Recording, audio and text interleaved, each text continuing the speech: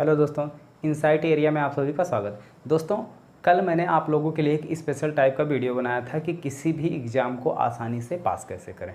ठीक है, तो अगर आप दोस्तों किसी भी कॉम्पिटिटिव एग्ज़ाम की तैयारी कर रहे हो तो वो वीडियो आपके लिए काफ़ी ज़्यादा इंपॉर्टेंट वीडियो, बहुत ही महत्वपूर्ण है, आपको बहुत ही ज़्यादा हेल्प करेगी। ठीक है, तो वो वीडियो अगर आपने नहीं देखा है तो वो वीडियो प्लेलिस्ट में पड़ी होगी, उसको आप देख लीजिए। ठीक है, और अगर अभी तक आपने चैनल को सब्सक्राइब नहीं किया है तो चैनल को भी सब्सक्राइब कर लीजिए, जिससे इस तरीके से कोई भी वीडियो अगर हम बनाएं आप लोगों के लिए तो उसका नोटिफिकेशन आपको सबसे पहले मिल जाए।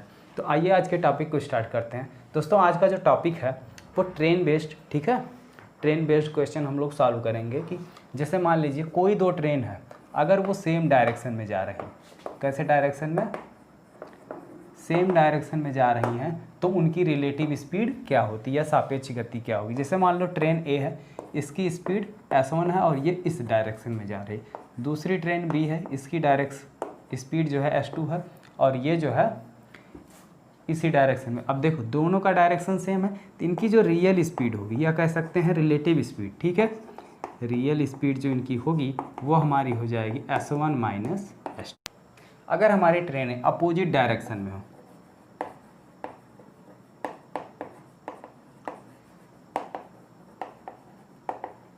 ठीक है, यानी कि विपरीत दिशा में हो, कैसे डायरेक्शन हो, विपरीत दिशा में, ठीक है।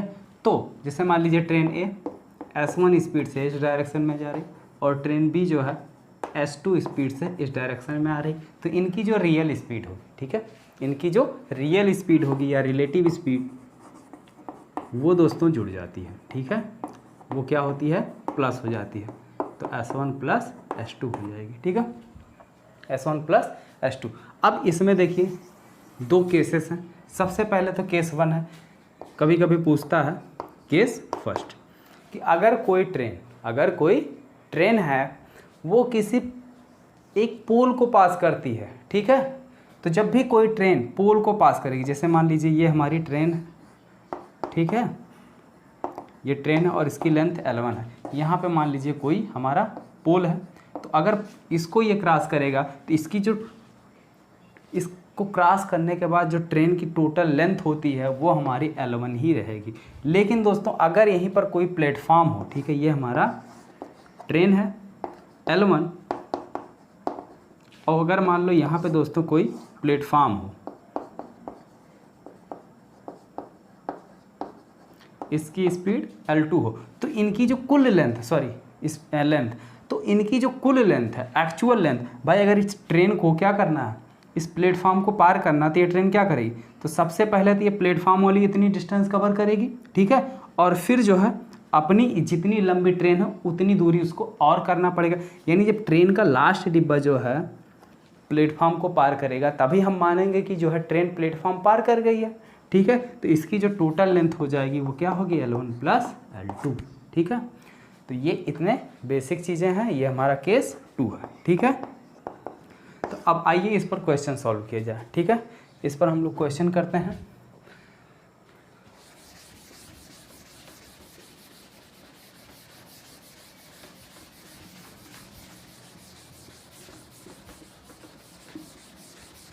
मान लीजिए कोई दो ट्रेन है, ट्रेन ए और ट्रेन बी, ठीक है।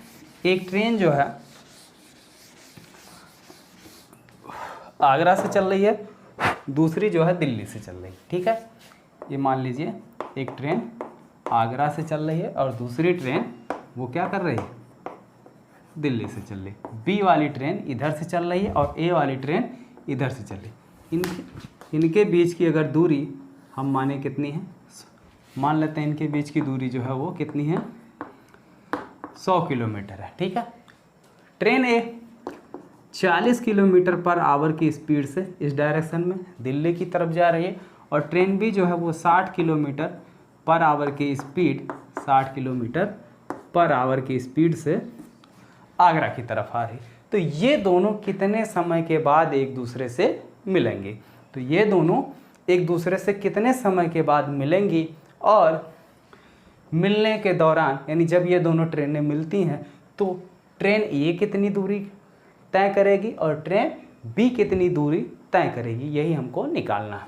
तो देखिए हमने कहा कि अभी फार्मूला आपको बताया था कि जब ट्रेनें हमारी क्या हो अपोजिट डायरेक्शन में, देखो एक इधर जा रही है दूसरी इधर आ रही है, तो ये ट्रेनें एक दूसरे से क्या हो रही है कम मिल रही हैं, तो इनकी जो रियल स्पीड हो गई क्या हो गई, बहुत ही ईजी है, बस देखते जाइए।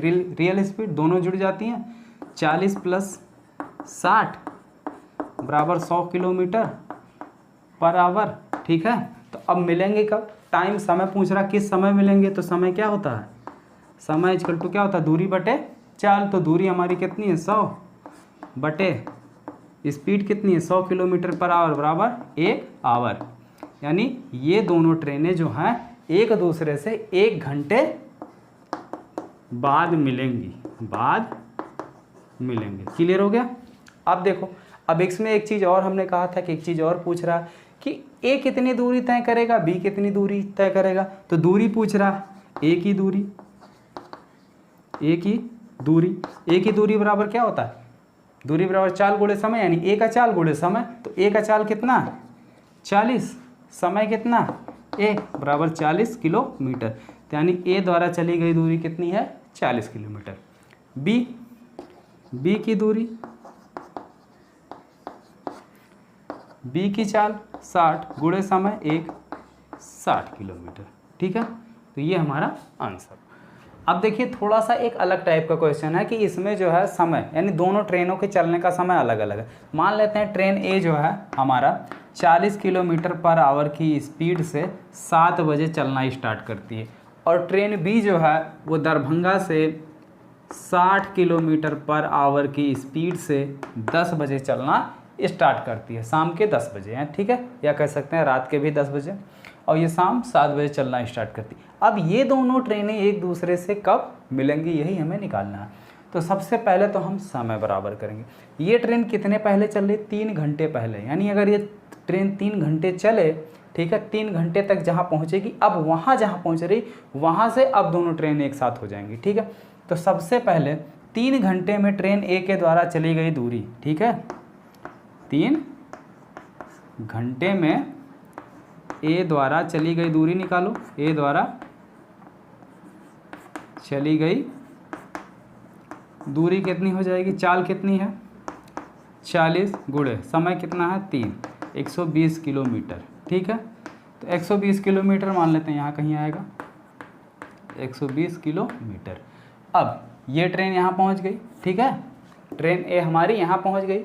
अब यहाँ देखो 10 बजे तक ट्रेन ए यहाँ पहुँच गई है। अब यहाँ से इसकी दूरी कितनी बची 1000 किलोमीटर। ठीक है, 120 इसमें से क्या किया गया माइनस कर दिया गया। ठीक है, अब दोनों का समय भी चेंज हो गया। अब पुराना वाला फार्मूला हम अप्लाई कर लेंगे, तो ट्रेन और ए और बी की रिलेटिव स्पीड क्या हो जाएगी, ठीक है,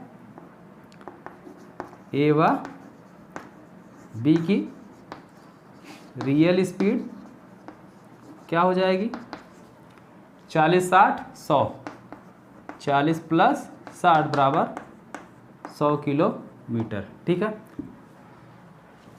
1000 किलोमीटर की दूरी तय करने में लगा समय, समय पूछ रहा किस समय मिलेंगी, समय बराबर दूरी बटे चाल, दूरी 1000 बटे चाल 100 कैंसिल हो गया, बराबर आया 10 घंटे। ठीक है, तो ये दोनों ट्रेनें एक दूसरे से 10 घंटे के बाद मिलेंगी। तो अब देखो, लेकिन ये तो चलना स्टार्ट हुई है 7 बजे, अब 7 में 10 घंटे और जोड़ेंगे, ठीक है, शाम के 7 बजे में 10 घंटे और जोड़ेंगे, तो इसमें से 5 जोड़ देंगे 12 बज जाएगा, 5 फिर जोड़ेंगे तो 12 में, ठीक है, सुबह के 5 बजे। तो यानी जो है टोटल दोनों ट्रेनें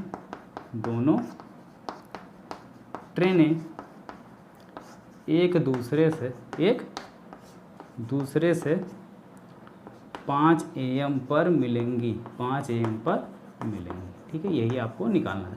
अब अगर इसी में हमसे ये पूछ ले कि ट्रेन ए कितनी दूरी कवर कर रही है और ट्रेन बी कितनी दूरी कवर कर रही है, तो ए द्वारा कवर की गई दूरी, ए की दूरी कितनी हो गई, ए पहले तो 120 ये कवर कर रहा, ठीक है, प्लस 10 घंटा और चल रहा ना, 3 घंटा ये चल रहा और उसके बाद 10 घंटे फिर चल रहा, तो स्पीड कितनी है 40 और गुणे 10, तो 40 दाम 400, 120 आ गया 520 किलोमीटर ए की दूरी हो गई। और बी की दूरी यानी बी कितनी दूरी चल रही है, बी की दूरी देखो, बी की ये 10 बजे ही चल रही है, इसकी स्पीड कितनी है 60 गुणे 10 बराबर 600 किलोमीटर। अब आंसर चेक करने के लिए देखो सही है कि गलत है, दोनों दूरी को उठाकर जोड़ दो। तो ये देखो दोनों दूरी को जोड़ देंगे तो 6 5 11 1120 किलोमीटर। अब देखो इस क्वेश्चन में, ऐसे टाइप के क्वेश्चन में सबसे बड़ी गलती यहाँ होती है कि हम लोग क्या करते हैं, समय को बराबर ना करते हुए सीधे डायरेक्ट जो है फार्मूला अप्लाई कर देंगे। अगर आप समय बराबर नहीं करेंगे, डायरेक्ट फार्मूला अप्लाई कर देंगे तो आपका सवाल गलत हो जाएगा। ठीक है, आई होप ये क्वेश्चन आपको समझ में आ गया। अब देखिए एक इससे भी थोड़ा स्पेशल टाइप का यानी अलग टाइप का क्वेश्चन, उसका लेवल ये समझ लीजिए एसएससी सीजीएल के लेवल का क्वेश्चन है। उस क्वेश्चन को आप ध्यान से, अब देखिए मान लीजिए कोई ट्रेन ए है जो 80 किलोमीटर पर आवर की स्पीड से चल रही है, दूसरी ट्रेन बी है, दूसरी ट्रेन बी है जो 95 किलोमीटर पर आवर की स्पीड से चल रही है। ठीक है, ये ट्रेन बी ये इस डायरेक्शन में चल रही है। ठीक है, ये दोनों जब एक दूसरे से मिलते हैं तो ट्रेन बी 180 किलोमीटर अधिक चलती है। ठीक है, मिलते समय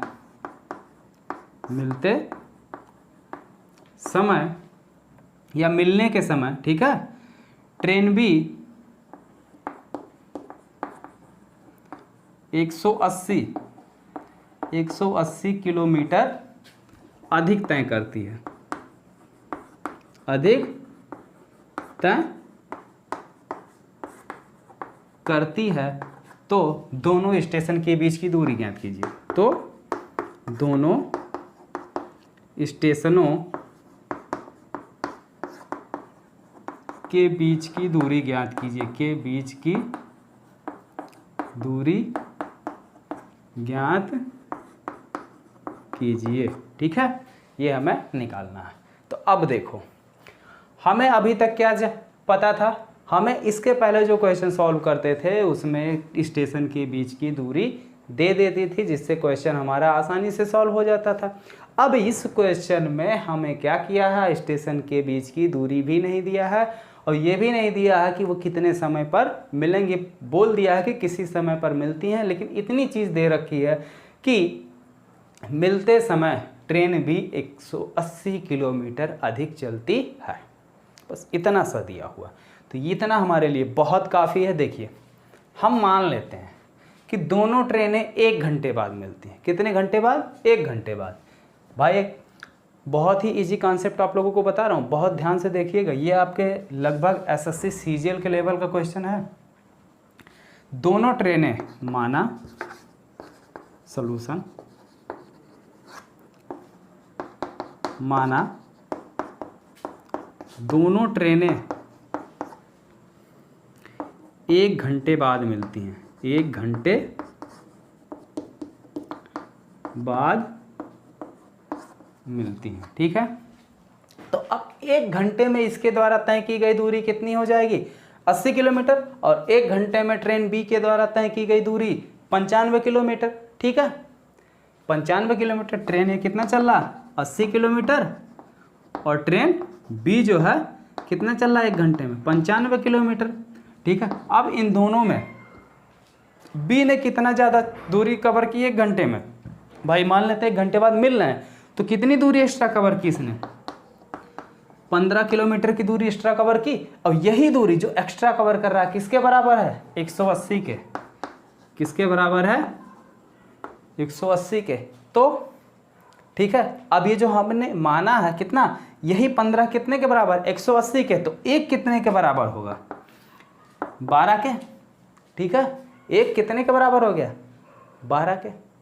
अब देखो 1 घंटे के बाद जब ये दोनों मिल रहे हैं, अगर 1 घंटे में मिलते हैं तो इनके 1 घंटे के मिलने के अकॉर्डिंग कुल दूरी कितनी हो गई?